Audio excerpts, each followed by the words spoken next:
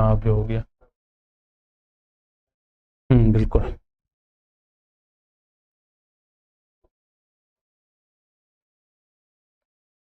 السلام علیکم، میں فیضان الحق اور آج آپ کے سامنے نیا چیپٹر شخصی ادراک اور بین شخصی کشش لے کر حاضر ہوا ہوں. آپ کے سلیبس کے اکارڈنگ یہ سبق نمبر 17 ہے، جس کا عنوان ہے سیلف اینڈ پرسنالٹی، یعنی جہاں پر انسان اپنی شخصیت کے بارے میں، اپنی ذات کے بارے میں معلومات حاصل کرتا ہے. شخصی ادراک اور بین شخصی کشش، اس کا بھی تعلق دیکھیے، جب سیلف کی بات ہوتی ہے یعنی اپنی دریافت، شخصی ادراک، ہر شخص اپنے متعلق وہ کیا جان سکتا ہے، کیا سمجھ سکتا ہے، کیا قابلیت اور کیا اہلیت ہے، اس کا شعور اگر رکھتا ہے تو اسے ہم کیا کہتے ہیں؟ شخصی ادراک. دوسرا بین شخصی کشش، یعنی ایک دوسرے کی جانب جو انسان کا میلان ہوتا ہے، اس کی قابلیت، اہلیت، ٹھیک ہے، کسی مہارت کی وجہ سے کیوں کر ہوتا ہے، کیسے ہوتا ہے، کچھ سوسائٹی کی ضروریات ہوتی ہیں، ہے نا، تو الگ الگ وجوہات سے ایک انسان دوسرے انسان کے قریب ہوتا ہے. لہٰذا اس چیپٹر میں آپ ایک تو اپنی ذات سے واقفیت کے متعلق کچھ چیزیں سیکھیں گے، اور دوسرے انسان سے یا دوسرے اشخاص سے انسان کا رشتہ کیسے قائم ہوتا ہے، کیسے وہ اس کی جانب متوجہ ہوتا ہے، اس کے بارے میں بھی سیکھیں گے. سب سے پہلے اس کی نوعیت دیکھیے.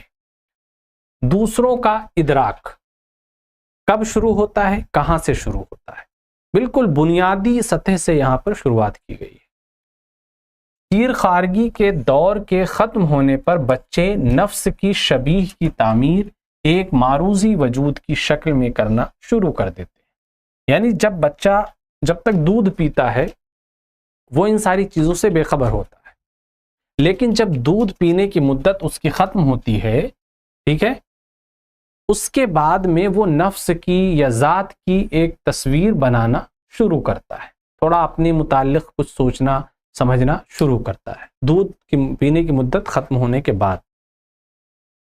موقوفی اور لسانی نشوونما دوسروں کے ساتھ تعامل کو آسان بنا دیتی ہے. یعنی جب بچہ زبان سیکھ جاتا ہے، تھوڑا تھوڑا بولنا شروع کر دیتا ہے، تو اس کی معلومات میں بھی اضافہ ہونے لگتا ہے اور دوسروں سے انٹریکٹ کرنا، ملنا یا بولنا آسان ہو جاتا ہے. آپ دیکھیے ان بچوں کو جو کچھ بھی بول نہیں سکتے ہیں، وہ آپ سے ذرہ برابر آپ کے ایکسپریشن کو بھی وہ نہیں سمجھ پاتے ہیں، لیکن جب بچہ تتلاتی زبان میں ہی صحیح اگر بات کرنے لگتا ہے تو دیکھیے وہ پانی مانگ سکتا ہے، بھوک لگی ہے تو کھانا مانگ سکتا ہے نا، اس کو ٹھنڈی یا گرمی لگ رہی ہے تو وہ پریشان ہو سکتا ہے، بتا سکتا ہے، یعنی اس کی واقفیت میں بھی اضافہ ہو رہا ہے. تو اس طریقے سے ایک انٹریکشن کیا ہو رہا ہے؟ آسان ہو رہا ہے، علم کی بنیاد پر، زبان کی بنیاد پر. دوسرے ہماری خصوصیات کو معین کرنے میں مدد کرتے ہیں، جو ہماری کیپیبلٹی ہے. ہم اپنے کردار کی ان کی توقعات کے لحاظ سے مطابقت کرتے ہیں. زبان پر کچھ عبور حاصل کرنے کے بعد بچے اپنے خود کے علم کو منظم کرتے ہیں. یعنی جب اسے پتہ چل جاتا ہے کہ سپوز دیٹ کسی چیز کے متعلق، کسی پھل کے متعلق، تو وہ اس کو اسٹور کرنا شروع کر دیتا ہے. یہ سیب ہے، یہ کیلا ہے، یہ انار ہے، یہ آلو ہے. آپ دیکھیے کتابوں میں بھی بچے ان چیزوں کو دیکھتے پڑھتے ہیں تو کیا کرتے ہیں؟ یہ معلومات کو منظم کر رہے ہیں، ترتیب دینا شروع کر دیتے ہیں. یہ ذہن نشین کیا جا سکتا ہے کہ شناخت یا فیصلہ کرنا کہ کچھ میرا ہے یا میں کو بقیہ ساری چیزوں سے کچھ تفریق کرنے کا پیش مفروضہ. یعنی بچے کھلونوں کے متعلق جب یہ کہنے لگتے ہیں نا کہ یہ میرا کھلونا ہے، تو اب یہ سمجھیے ان کے اندر یہ صلاحیت آ گئی کہ وہ اپنا اور دوسرے کا سمجھ سکتے ہیں. ایک ایک جملے میں ایک سائیکالوجی چھپی ہوئی ہے پوری.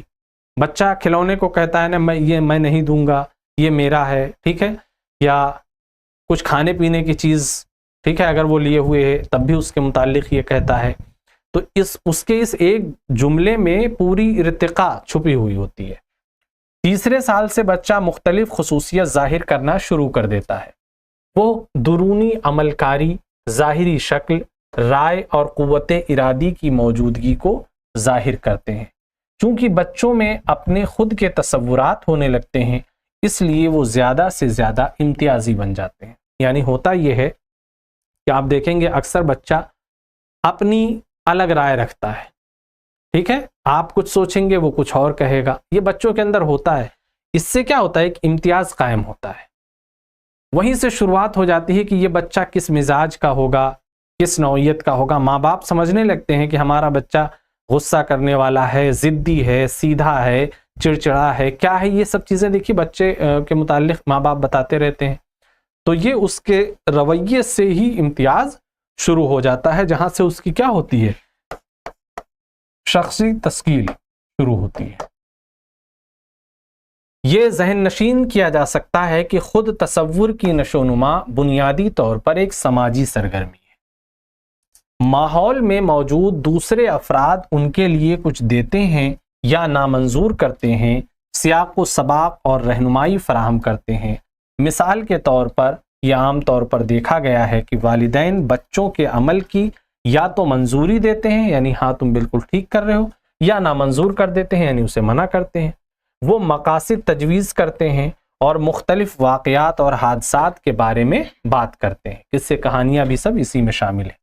یہ سبھی صورتحال بچے کو نفس کے بارے میں سیکھنے میں مددگار ہوتے ہیں, اور بالخصوص بچے جذباتی انبساط کے متعلق آموزش کرتے ہیں. یعنی بچے کے اندر جذباتی سمجھ بھی پیدا ہوتی ہے. جو قصے سناتے ہیں, کہانیاں سناتے ہیں, کہیں کوئی حادثہ ہو گیا اس کے متعلق بتاتے ہیں, تو اس کا فرق پڑتا ہے بچوں پہ. پھر بچے خوشی کے واقعات سن کر دیکھیں ہنستے ہیں, ٹھیک ہے, غمگین واقعہ یا حادثہ سن کر پریشان ہوتے ہیں. اس سے ان کا ایموشن ڈیولپ ہو رہا ہے, وہ اپنی ذات کو سمجھ رہے ہیں, سامنے والے کو بھی ان کی ذات سمجھنے میں آسانی ہو رہی ہے, ٹھیک ہے. تاہم نفس کو محض ایسی چیز سمجھنا جس کو دوسروں کے ذریعے وضع کیا جاتا ہے درست نہیں. یعنی ہم یہ نہیں کہہ سکتے کہ انسان کی نفس یہی واقعے, قصے, کہانیاں یا باہر کی چیزیں دیکھ کر کے ہی پتہ چلتی ہیں. ایسا نہیں ہے, خود انسان کی بھی اس میں کوشش شامل ہوتی ہے. یہ ایک پیچیدہ سماجی حاصل ہے جس میں بچے کا اپنا تجربہ بھی اہم رول ادا کرتا ہے. نفس کی آموزش کرتے ہوئے بچے میں یہ فہم بھی نشو و نما پاتی ہے کہ لوگ دوسری چیزوں سے مختلف ہوتے ہیں, ہے نا. بچہ سمجھ جاتا ہے کہ دھیرے دھیرے کہ فلاں دوسری قسم کا ہے, فلاں دوسری قسم کا ہے. ان کی چند خصوصیات ہوتی ہیں اور وہ ایک آزادانہ نفسیاتی وجود رکھتے ہیں. بچے دوسرے افراد میں کافی دلچسپی رکھتے ہیں. وہ اس بات سے آگاہ ہوتے ہیں کہ لوگوں میں اور دوسری چیزوں میں فرق ہوتا ہے. یہ پایا گیا ہے کہ دوسروں کو سمجھنا خود کی فہم سے جڑا ہوتا ہے. بچے ابتدائی عمر سے ہی دوسروں کی درونی عمل کاری جیسے احساسات, افکار, تکبر اور نیت سے آگاہ ہوتے ہیں. آپ دیکھیے بعض افراد سے بچے کیا ہوتے ہیں, بہت قریب ہوتے ہیں. بعض کو دیکھتے ہی بھاگتے ہیں, روتے ہیں. ایسا کیوں ہوتا ہے؟ ان کے رویوں کا اثر ان پر اسی طریقے سے پڑ رہا ہوتا ہے. کبھی آپ بچے کو اگر دیکھیے سیدھا بچہ ہے, سمجھدار بچہ ہے, اگر کچھ کھانے پینے کی چیزیں دیں گے, اچھی باتیں کریں گے تو وہ آپ سے بہت قریب ہوتا جائے گا. لیکن اگر آپ اسے پریشان کر دیں گے ایک مرتبہ تو وہ دور سے ہی آپ کو دیکھ کر کے بھاگے گا, ہے نا, راستہ بدلے گا, روئے گا. یہ سب بتاتی ہیں یہ چیزیں کہ بچہ وہیں سے انالائز کرنا شروع کر دیتا ہے شخص کے متعلق کہ کون کیسا ہے, ٹھیک ہے, اور اسی میں اس کی اپنی بھی شخصیت چھپی ہوتی ہے. عمر کے بڑھنے کے ساتھ ہی آگہی بڑھتی ہے اور جامع ہوتی جاتی ہے. اسکولی عمر کے بچے دوسروں کے متعلق جامع اور مرکب تفصیلات فراہم کرتے ہیں. یعنی وہ بتا سکتے ہیں کہ کون شخص کیسا ہے. اپنے آس پاس کے دیکھیے ٹیچروں کے متعلق وہ بات کرتے ہیں, اپنے کلاس میٹ کے متعلق بات کرتے ہیں, تو انہیں سمجھ ہو جاتی ہے.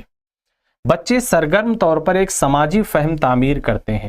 بچے کے اپنے خود کے نفسیاتی عمل اور دوسروں کے نفسیاتی عمل کے درمیان یکسانیت کی تلاش اس میں شامل ہے. وہ دیکھتے ہیں کہ کون کتنا مختلف ہے, کون کس سے مل جل رہا ہے. اب اس کے بعد میں ان کا اثر یا ان کا جواب رسپانس آنا شروع ہوتا ہے, جسے کہتے ہیں تاثر کی تشکیل.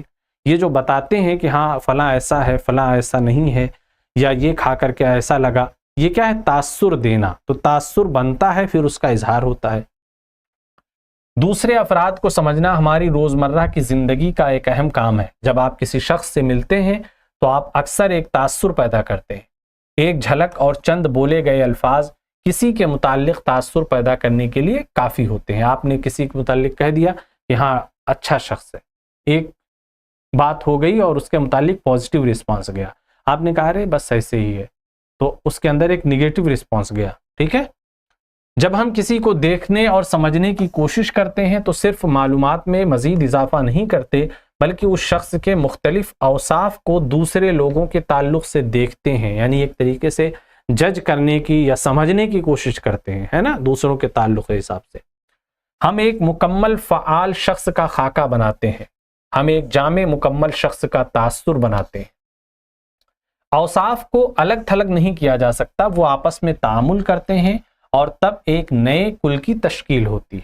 ٹھیک ہے، یعنی جتنی صفات ہیں ہر ایک کو الگ الگ نہیں کیا جا سکتا کہ کہیں ہاں فلاں شخص یہ ہے اور اس کے اندر یہ ہے اور اس کے اندر یہ ہے وغیرہ وغیرہ. پھر ہم ان چیزوں کو ملا کر کے دیکھتے ہیں کہ یہ شخص اوور آل کیسا ہے نا، اسی کے حساب سے ہم کوئی فیصلہ لیتے ہیں. اس لیے صفات گرچہ الگ الگ ہوتی ہیں لیکن کسی شخص کے متعلق جب تاثر کی بات کی جائے گی تو وہ مجموعی طور پر ہوتی ہے. تاثرات قائم کرتے وقت ہم اس ذرائع کو جس پر ہم اعتبار یا ستائش کرتے ہیں زیادہ اہمیت دیتے ہیں. اس طرح ہم اکثر منفی معلومات پر زیادہ زور دیتے ہیں، نگیٹو چیزیں ویسے بھی زیادہ حاوی ہو جاتی ہیں. ہم غیر معمولی معلومات کو بھی زیادہ اہمیت دیتے ہیں. آخر کار پہلے تاثرات کو بعد کی معلومات کی نسبت زیادہ اہمیت دی جاتی ہے. یعنی first impression is last impression بولا جاتا ہے نا، یعنی جو تاثر اصل ہوتا ہے پہلا وہی باقی رہتا ہے. یہ پایا گیا ہے کہ جب ہم دوسروں کے متعلق رائے قائم کرتے ہیں ہم ان کے کرداروں کی مثالیں یاد کرتے ہیں اور اسی کی بنیاد پر اپنی رائے قائم کرتے ہیں. جب ہم تاثرات قائم کرتے یا فیصلے لیتے ہیں تو ذہن میں تشکیل کیے گئے تجریدات یا شبیہات کو بھی استعمال کرتے ہیں، یعنی کسی کی کیا امیج ہمارے ذہن میں موجود ہے اس کا بھی اظہار ہوتا ہے. کسی کے متعلق آپ سے پوچھا جائے، آپ جو بتاتے ہیں گویا کہ جو امیج آپ کے ذہن میں موجود ہے اس کا اظہار کر رہے ہیں. تو یہ کیا ہوتا ہے؟ تاثر کی تشکیل ہوئی اور اس کا اظہار شروع ہو گیا. یہ بھی تو ہے کہ کسی شخص کو جاننا یا پہچاننا، یہ بھی دوسرے شخص سے رشتے کی ایک بنیاد ہوتی ہے، یا تو پازیٹیو ہوگا یا نگیٹو ہو جائے گا، ہے نا. تو اس سے بھی انسان کی شناخت ہوتی ہے.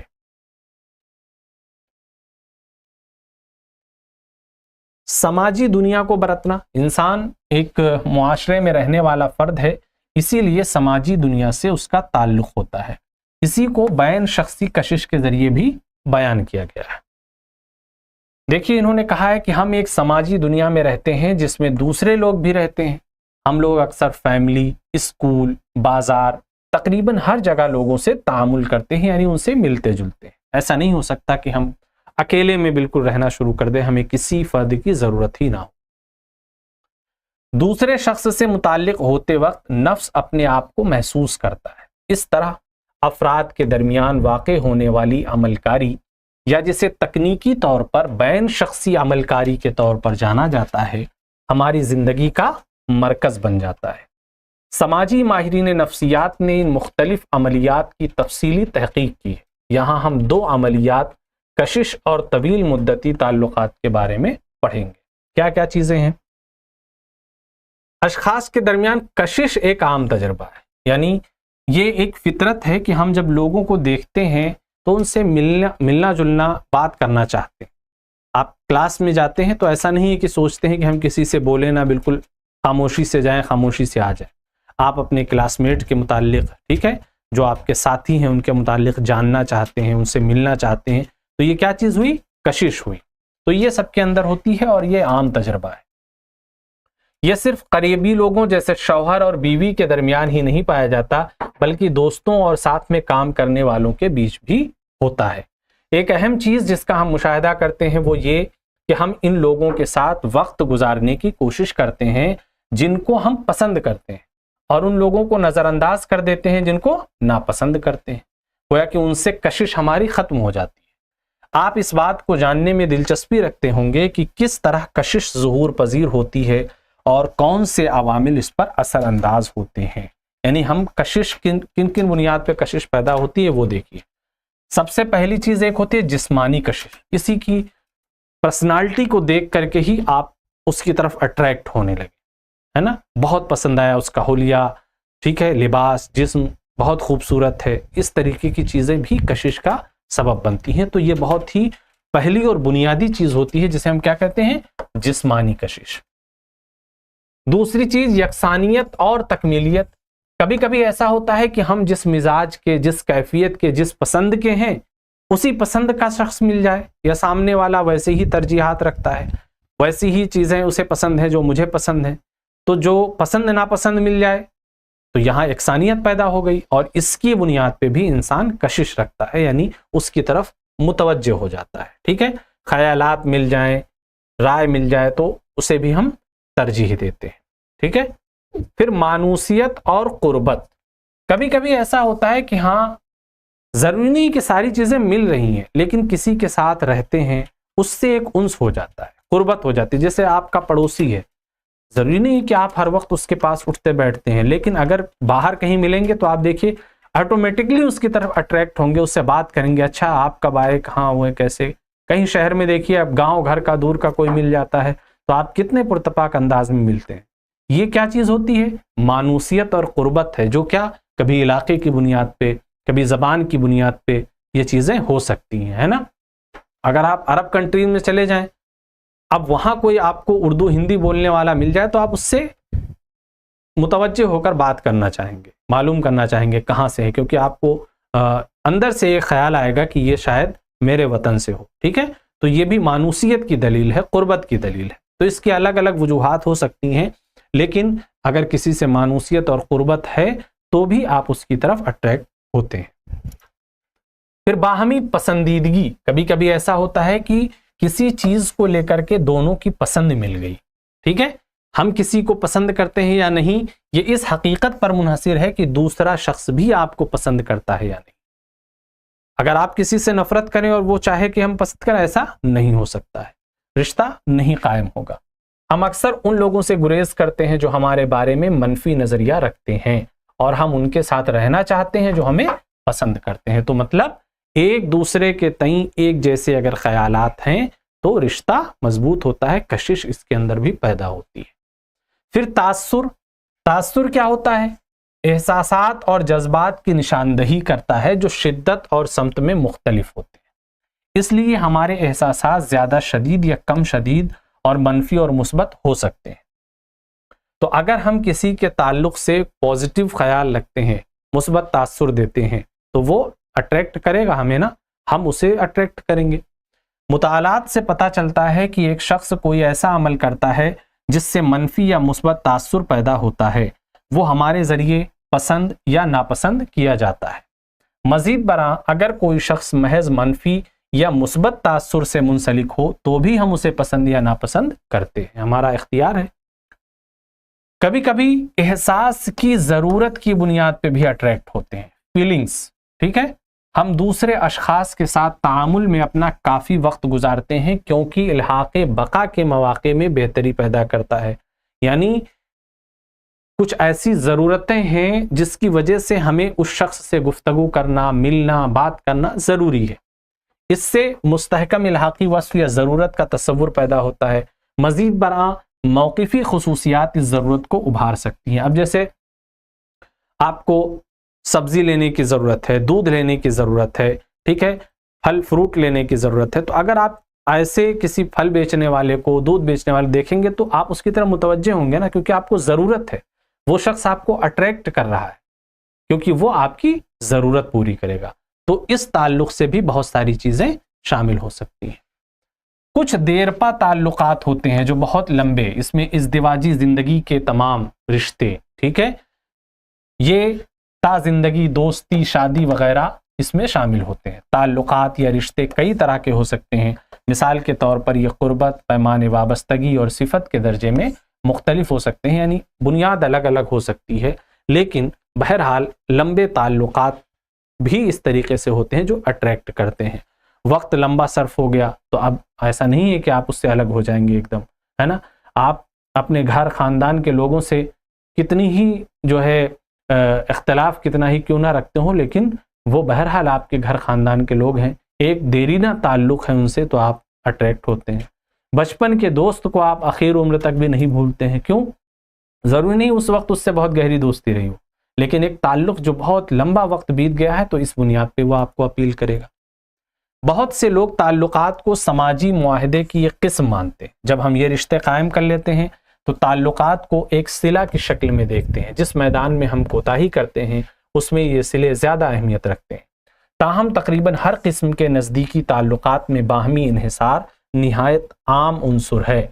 فرد کی حیثیت سے بچوں کے ساتھ ماں ایک مخصوص قسم کا لگاؤ رکھتے ہوئے سلوک کرتی ہے. اس میں تحفظ، سلامتی، اعتراض یا دو جذبی رجحان شامل ہو سکتا ہے. ماہرین نفسیات کا خیال ہے کہ شیرخوار بچے دوسرے شخص پر بھروسہ اور پیار کرنا سیکھتے ہیں. اس تعلق یا لگاؤ کی بنیاد پر جس سے وہ گزرتے ہیں وہ عدم اعتماد اور احتراز یا دونوں کو ہی سیکھتے ہیں. یہ پایا گیا ہے کہ ماں کا شیرخوار بچوں سے رابطہ تدبیری، بصری، تقریری، لفظی اور ماں کا بچوں کی ضروریات کے تئیں آگہی اور جواب دہی کے نتیجے میں محفوظ لگاؤ پیدا ہوتا ہے. یعنی اب دیکھیے یہ شروعات کہاں سے ہو جاتی ہے؟ ماں باپ کے ماں بیٹے کے رشتے ہی سے ہو جاتی ہے. اب کئی بنیادیں ہوتی ہیں جس کی وجہ سے یہ رشتہ ہوتا ہے. ایک تو ماں کو ایسی محبت ہوتی ہے کہ وہ اپنے بچے کو چھوڑ نہیں سکتا. بچہ اس کے گود میں یا اس کی آغوش میں اتنا محفوظ محسوس کرتا ہے خود کو کہ وہ اسے نہیں چھوڑ سکتا ہے نا. ایک دوسرے کی ضرورتوں کا خیال، بچہ کیا خیال کرے گا ماں کا، لیکن اس وقت ماں ہی اس کی سب سے بڑی خیرخواہ ہوتی ہے نا. سب سے زیادہ کیئر کرنا، کھانا کب کھائے گا، کسی بھی طریقے سے اس کو دقت ہو، نہلانا دھلانا، پیشاب پخانا صاف کرنا، ساری چیزیں وہ ماں اس کی ضرورتوں کو محسوس کرتی ہے، اپنی محبت میں کرتی ہے. تو یہ چیزیں بھی کیا کر رہی ہیں، اس کو اٹریکٹ کر رہی ہیں، یہ سامنے والے کو پہچاننا سکھا رہی ہے نا. تو یہ الگ الگ بنیادیں ہیں جس کی وجہ سے ایک شخص دوسرے شخص کو اپیل کرتا ہے. شروعات ہم سب کی کہاں سے ہو جاتی ہے؟ ماں کی گود سے ہی ہو جاتی ہے نا. بچوں کا والدین اور بھائی بہنوں کے ساتھ تعامل کا انداز بچوں میں پیار و محبت و شفقت کے معیار کو وضع کرنے میں ایک اہم رول ادا کرتا ہے. والدین سے ان کی محبت کا تعین والدین سے لگاؤ اور ان کے ذاتی خوبیوں سے متعین ہوتا ہے. ہندوستانی سماج میں چند خوبیوں یا اچھائیوں کی اہمیت پر زور دیا گیا ہے، یعنی ان چیز کو بہت اپریشیٹ کیا جاتا ہے ان تمام چیزوں کو.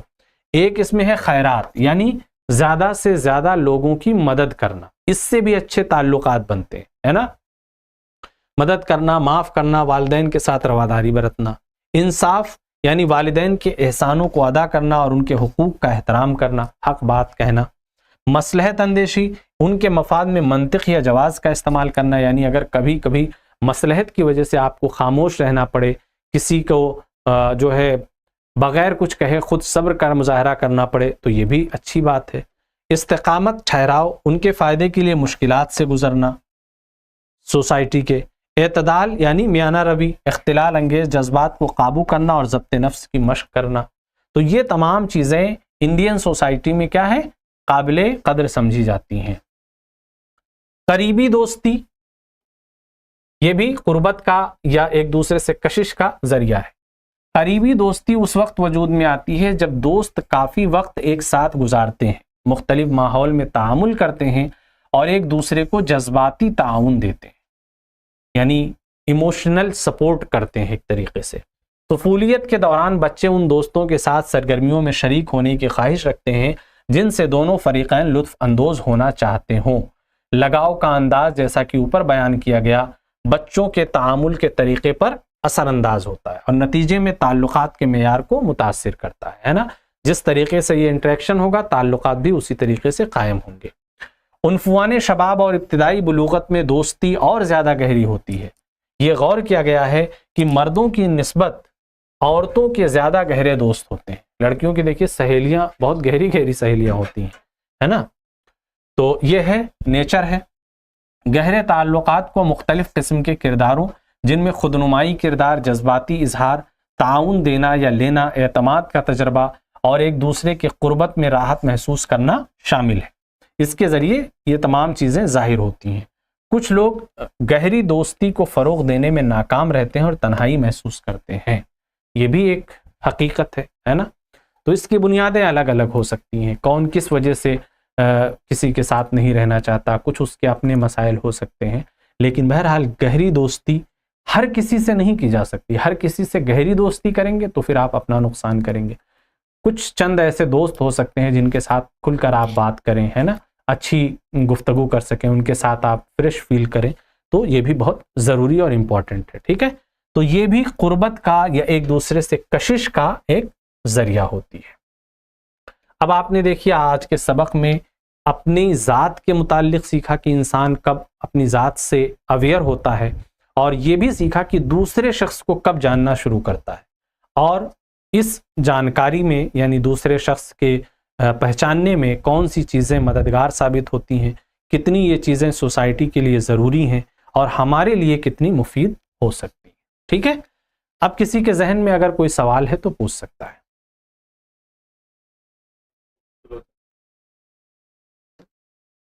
کیوں؟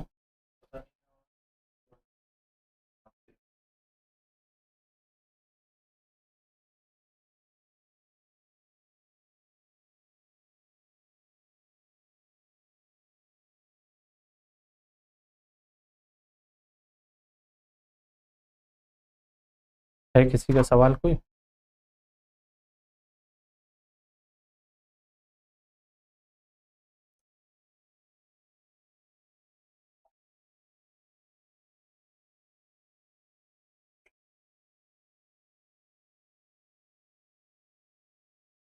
چلیے ٹھیک ہے، پھر اگلی کلاس میں ملاقات کرتے ہیں.